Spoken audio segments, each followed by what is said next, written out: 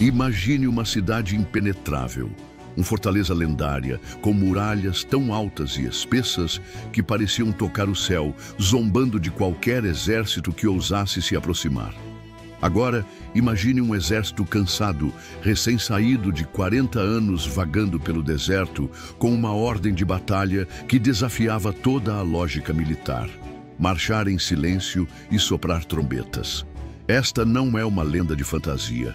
É a história real e inspiradora de como a fé, a obediência e um grito poderoso derrubaram o impossível. Se você ama histórias de fé inabalável, estratégia divina e milagres que desafiam a lógica, você está no lugar certo. Este é o tipo de relato que prova que os caminhos de Deus são mais altos que os nossos. Por isso, antes de marcharmos juntos para a conquista de Jericó, já se inscreve aqui no canal e ativa o sininho de notificações. Acredite, você não vai querer perder nenhuma das incríveis jornadas que exploramos em nossos fatos bíblicos. Preparado? Vamos marchar! Para entender a magnitude do que estava para acontecer, precisamos voltar no tempo. O povo de Israel, após 4 décadas de peregrinação no deserto, finalmente havia cruzado o Rio Jordão. Um milagre por si só, onde as águas se abriram sob a liderança de Josué, o sucessor escolhido por Deus para guiar o povo após a morte de Moisés. Agora, eles estavam acampados nas planícies de Jericó, com os pés finalmente fincados na terra prometida. Mas entre eles e a promessa, erguia-se um obstáculo monumental: a própria cidade de Jericó. Jericó não era uma cidade qualquer. Era uma das cidades mais antigas do mundo, uma fortaleza estratégica que controlava o acesso às terras altas de Canaã. Suas defesas eram lendárias. Arqueólogos sugerem que Jericó possuía um sistema de muralhas duplo. Uma muralha externa de contenção, com cerca de 6 metros de altura. E acima dela, numa encosta íngreme, a muralha principal da cidade, com talvez mais 8 metros de altura. Era uma estrutura formidável, projetada para resistir a longos cercos e ataques diretos. Para os exércitos da época, era o equivalente a uma fortaleza nuclear. Dentro daquelas muralhas, o medo já havia se instalado. O livro de Josué nos conta que o coração do povo de Jericó se derreteu de medo quando souberam que o Senhor havia secado o Jordão para os israelitas passarem. Eles trancaram os portões. Ninguém entrava. Ninguém saía. A cidade estava em alerta máximo. É neste cenário de tensão que Josué envia 2 espiões para dentro da cidade. E lá, em meio ao território inimigo, eles encontram uma aliada improvável: Raabe, uma mulher cananeia que, por ouvir sobre os grandes feitos do Deus de Israel, demonstrou uma fé surpreendente. Ela escondeu os espiões e fez um pacto com eles, salvando sua vida em troca da segurança de sua família quando a cidade caísse. O fio escarlate que ela pendurou em sua janela não era apenas um sinal para os soldados. Era um símbolo de que a fé pode florescer nos lugares mais inesperados. Com os espiões de volta e o relatório em mãos, Josué sabia que a tarefa era humanamente impossível. Foi então que ele teve um encontro divino. Perto de Jericó, ele se deparou com um homem com uma espada na mão. Josué, como um bom general, o confrontou: "Você é dos nossos ou dos nossos inimigos?" A resposta foi arrepiante e definidora: "Nenhum dos dois", respondeu ele. "Venho agora como comandante do exército do Senhor." Josué imediatamente se prostrou, rosto em terra, e adorou. Naquele momento ficou claro: a batalha por Jericó não seria de Israel. A batalha era de Deus. E o plano de batalha que Deus revelou a Josué era, para dizer o mínimo, bizarro. Não envolvia arietes, escadas de cerco ou túneis de infiltração. A estratégia era esta: primeiro, todo o exército armado deveria marchar ao redor da cidade uma vez por dia, durante 6 dias. Segundo, à frente dos guerreiros iriam 7 sacerdotes, cada um carregando um chofar, uma trombeta feita de chifre de carneiro. Terceiro, logo atrás dos sacerdotes viria o coração da procissão, a Arca da Aliança, o símbolo da própria presença de Deus entre o povo. Quarto, e fechando a marcha, uma retaguarda. E a regra mais crucial de todas, a que exigiria a maior disciplina: silêncio. Ninguém, exceto os sacerdotes soprando as trombetas, deveria emitir som algum. Nenhum grito de guerra, nenhuma palavra, nenhum sussurro. Apenas o som ritmado dos pés marchando e o eco dos chofars. Imagine a cena do alto das muralhas de Jericó. Os soldados cananeus, prontos para a batalha, observam essa procissão estranha e silenciosa. No primeiro dia, talvez rissem. No segundo, a zombaria talvez desse lugar à perplexidade. No terceiro, a uma inquietação. O que significava aquele ritual bizarro e silencioso? Aquela marcha era um ato de guerra psicológica, uma demonstração de confiança e disciplina que devia ser profundamente enervante para os inimigos. E assim começou. No primeiro dia, o acampamento de Israel se levantou. Os soldados tomaram suas posições. Os sacerdotes ergueram seus chofars. A arca da aliança foi erguida sobre os ombros dos levitas. E a marcha começou. Uma volta completa ao redor da imponente cidade. O único som era o sopro contínuo das trombetas e o pó que subia dos pés de milhares de homens.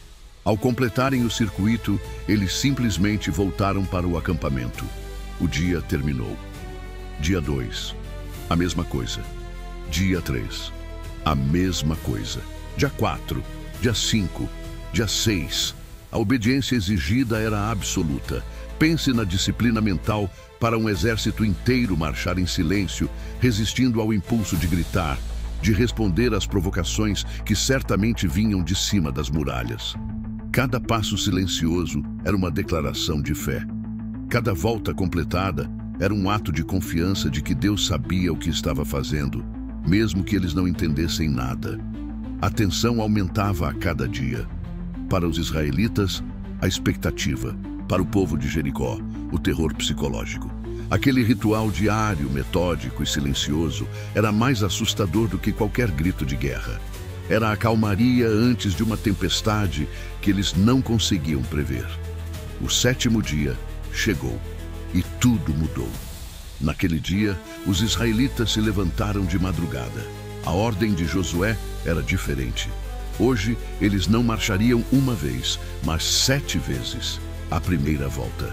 O som dos chofars cortava o ar da manhã. A segunda volta. A tensão era palpável. A terceira, a quarta, a quinta, a sexta. A cada volta, a presença de Deus parecia se intensificar. A cada passo, a fé do povo era esticada e fortalecida. Os sacerdotes não paravam de soprar as trombetas. E então veio a 7ª e última volta. Ao completá-la, a procissão parou. O som dos chofars, que havia sido a trilha sonora da semana, cessou por um instante, criando um silêncio ensurdecedor. Foi quando a voz de Josué rasgou o ar. Gritem, pois o Senhor lhes entregou a cidade. Nesse momento, os sacerdotes deram um toque longo e poderoso em suas trombetas, e em uníssono, um grito primal, unificado e ensurdecedor, irrompeu da garganta de todo o exército de Israel. Não era um grito de raiva ou de esforço, era um grito de fé, um grito de vitória declarada, um som que liberava toda a obediência silenciosa dos últimos 6 dias. E então, o impossível aconteceu. O livro de Josué, capítulo 6, versículo 20, diz: No momento em que o povo gritou, as muralhas ruíram. O texto hebraico original é ainda mais poderoso. Ele diz que a muralha caiu debaixo de si mesma, ou caiu em seu lugar. Ela não foi simplesmente derrubada para frente ou para trás. Ela desmoronou, ruiu sobre sua própria fundação, tornando-se uma rampa de acesso para o exército invasor. O pó e o caos devem ter sido indescritíveis. Onde antes havia uma barreira intransponível, agora havia um caminho livre. Cada soldado pôde atacar diretamente à sua frente. A queda foi tão completa e tão perfeitamente orquestrada que a vitória foi imediata e total. A queda de Jericó é muito mais do que a história de uma vitória militar. É uma das lições de fé mais poderosas de toda a Bíblia. Primeiro, a exceção à destruição. Raabe e sua família. Em meio ao caos, os espiões cumpriram sua promessa. Foram até a casa marcada pelo fio escarlate e salvaram todos que estavam ali. Isso nos mostra que a graça de Deus e a recompensa pela fé estão disponíveis para todos, independentemente de sua origem. Segundo, o significado teológico da batalha. A vitória não veio da engenhosidade humana, da força do exército ou de estratégias militares. Veio da obediência a um comando aparentemente ilógico. Deus estava ensinando ao seu povo, logo no início da conquista, que a posse da terra prometida dependeria de sua confiança nele, e não em sua própria força. A centralidade da Arca da Aliança na procissão era a chave. Ela mostrava a todos, israelitas e cananeus, que era a presença de Deus que estava liderando o ataque. A batalha era dele. E, finalmente, o poder da fé expressa. O grito não foi o que derrubou as muralhas. As muralhas caíram pelo poder de Deus, mas o grito foi o catalisador, o ato final de fé do povo, declarando que acreditavam na promessa de Deus antes mesmo de vê-la cumprida com seus próprios olhos. Jericó foi a primeira fruta da conquista. Por isso, tudo na cidade foi consagrado a Deus como Éden, ou seja, devotado à destruição, com a prata, o ouro e os utensílios de bronze e ferro sendo dedicados ao tesouro do Senhor. Era um reconhecimento de que tudo pertencia a Ele. A história de Jericó ecoa através dos séculos com uma mensagem poderosa para cada um de nós. Todos nós enfrentamos muralhas em nossas vidas, problemas que parecem intransponíveis, desafios que parecem grandes demais, situações que a lógica humana diz que não têm solução. A lição de Jericó é clara. As batalhas mais importantes da nossa vida são vencidas no campo da fé e da obediência. Às vezes, a direção de Deus pode parecer estranha, silenciosa, até mesmo ilógica, mas é na confiança de marchar conforme sua vontade e na coragem de gritar em fé que vemos as muralhas desmoronarem. Qual muralha na sua vida você precisa entregar nas mãos de Deus hoje? Pense nisso e deixe sua reflexão aqui nos comentários. Queremos muito saber como essa história falou com você. Se este relato fortaleceu sua fé e te inspirou, não se esqueça de deixar o seu like, que ajuda muito o nosso canal a crescer.